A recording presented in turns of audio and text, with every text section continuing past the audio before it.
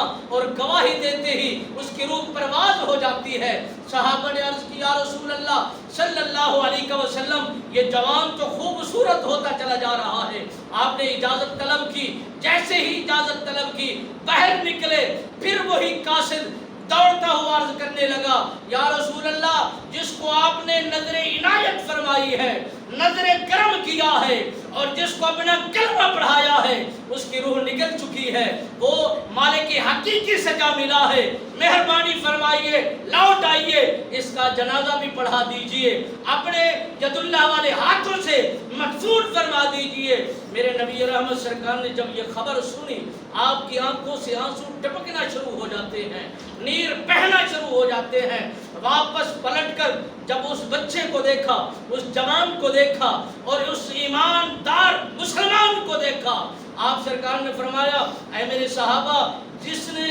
جنتی جوان کو دیکھنا ہو، جنت میں رہنے والا جوان کو دیکھنا ہو تو اس جوان کو دیکھ لے، اس بچے کو دیکھ لے، وہ یوں سمجھے کہ میں جنتی جوان کی زیارت کر رہا ہوں۔ میرے نبی رحمت سرکار فرماتے ہیں جو بھی ہمارے پاس چل کے آیا اور جس نے جو مراد رکھی اور ہماری قربت میں رہ کر کچھ لمحے اس نے گزار دیے، ہم ایسا چاہتے ہیں کہ اس کو ایسا رنگ لگا دیتے ہیں، اس کا ذہن بھی بدل دیتے ہیں، اس کا باطن بھی بدل دیتے ہیں۔ آپ سرکار مدینہ رسول میں تشریف فرما ہے، ایک غلام حبشی غلام ایک سردار کا، ایک بادشاہ کا سفیر، وہ کسی کام کی غرض سے سفر کر رہا ہے۔ آپ سرکار نے فرمایا اے میرے صحابہ جاؤ، پہاڑ کے پیچھے ایک جوان سفر کر رہا ہے، اونٹنی پر وہ سوار ہے، مشکیزہ پانی کا اٹھائے ہوئے وہ جا رہا ہے۔ میرے نبی رحمت سرکار نے جب حکم فرمایا، صحابہ کرام تابعدار اتنا تھے اور حکم کو بجا لانے والے اتنا تھے،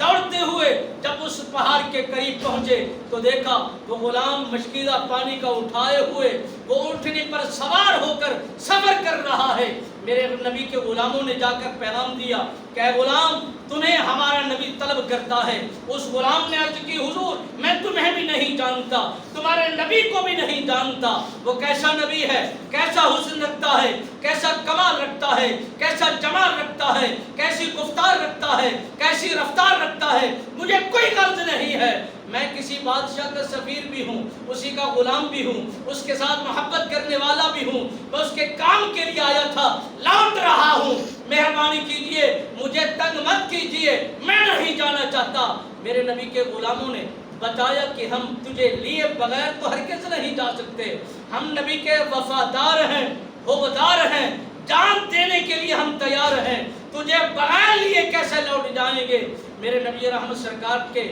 اس غلاموں نے جب یہ پیغام دیا، اس نے بار بار اصرار کرنے کے باوجود اس کی بات کو نہیں مانا گیا۔ میرے نبی سرکار نے حکم جب اپنے غلاموں کی کیا تو ان غلاموں نے عمل کر کے دکھایا۔ اس غلام کو لے کر اپنے نبی سرکار کی کچہری میں لے جاتے ہیں اور طلب کرتے ہیں اے غلام یہ مشکیزہ جو تمہارے پاس پانی کا ہے یہ ہمیں طلب ہے، ہمیں ضرورت ہے، ہمارے صحابہ کئی دنوں سے فاقوں میں ہیں، کئی دنوں سے پیاس کی شدت کی وجہ سے تڑپ رہے ہیں اور بے ساختہ ہیں، اگر تو چاہے تو ہمارے ان غلاموں کو پانی پلا دے، قیامت کی صبح ہم اپنے حوض کوثر سے ہم تمہیں جام پیش کریں گے اور جام پلائیں گے۔ اس غلام نے جب میرے نبی رحمت سرکار کے حسن و جمال کو دیکھا، وضحا کے چہرے کو دیکھا، علم نشرہ کے سینے کو دیکھا، واللیل کی زلفوں کو دیکھا اور ید اللہ والے ہاتھوں کو دیکھا، وہ تڑپتا ہی رہ گیا، حسن و جمال کو دیکھتا ہی رہ گیا، میرے نبی کے کمالات کو دیکھتا ہی رہ گیا، عرض کرنے لگا یا رسول اللہ فداک ابی و امی، میرے ماں باپ آپ کے قدموں کی دھوڑ پر قربان ہو جائیں، ایک تو پانی کا مشکیزہ طلب کر رہے ہیں، یہ ایک ہے، ہزاروں طلب کریں میں دینے کے لیے تیار ہوں، مجھے لگتا ہے کوئی آپ انسان نہیں ہے، یہ تو افضل مخلوق میں سے آپ ان میں سے ہیں، کیونکہ انسانوں والا انداز نہیں ہے، رنگ روپ نہیں ہے، طریقہ کار نہیں ہے، مٹھاس نہیں ہے۔ میرے نبی رحمت سرکار نے فرمایا میں نبی آخری ہوں، میں ید اللہ والا نبی بن کے آیا ہوں،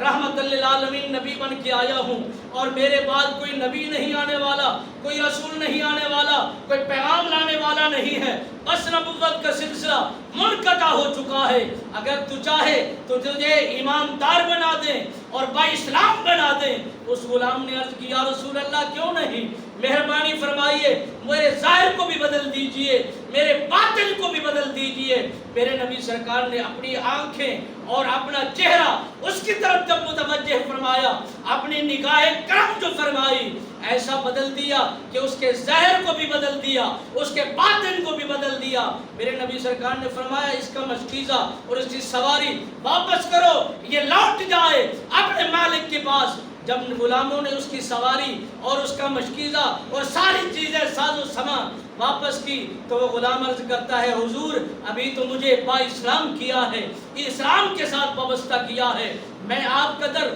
چھوڑ کے کہاں جاؤں، کس در پر جاؤں، کس گھر میں جاؤں؟ نہ آپ کا در چھوڑا جا سکتا ہے، نہ آپ کے حسن و جمال کو ترک کیا جاتا ہے، نہ آپ کی رفاقت کو ترک کیا جاتا ہے۔ میرے نبی رحمت سرکار نے فرمایا ہم عہد کرتے ہیں تمہیں پھر بلائیں گے، ابھی تمہارا جانا بہتر ہے۔ وہ سواری پر بیٹھا، اپنے منزل کی طرف جب روانہ ہوا، اس کے مالک نے دیکھا سواری بھی وہی ہے، ساز و سامان بھی وہی ہے، مال و متاع بھی وہی ہے، مگر جو اس پر سوار ہے وہ تبدیل ہے، کیونکہ اس کا رنگ روپ بدل گیا، اس کا قد کاٹ بدل گیا، اس کا طریقہ کار بدل گیا، اس کی گفتار بدل گئی، لب و لہجہ بدل گیا، اس کی چال بدل گئی۔ جب وہ اپنے مالک کے پاس پہنچا، مالک نے دیکھا تجھے کیا ہوا، تو ایسی چال میں اور ایسی تبدیلی میں کہاں گزر گیا ہے؟ نہ تیرا وہ رنگ رہا، نہ تیرا وہ روپ رہا، نہ تیری وہ گفتار رہی، نہ تیری وہ چال رہی، کہاں گیا تھا، یہ کہاں سے کرم ہوا؟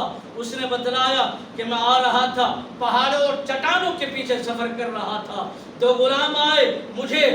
با اصرار کر کے اپنے نبی کی کچہری میں لے گئے۔ جب میں نے ان کے حسن و جمال کو دیکھا ہے، ان کی حیاتی کو دیکھا ہے، ان کی گفتار کو دیکھا ہے، لب و لہجے کو دیکھا ہے، لوگوں کے ساتھ بات چیت کرنے کے انداز کو دیکھا ہے، بک گیا ہوں، مر گیا ہوں، مٹ گیا ہوں، قربان ہو چکا ہوں۔ جب اس غلام نے یہ بات ساری بتائی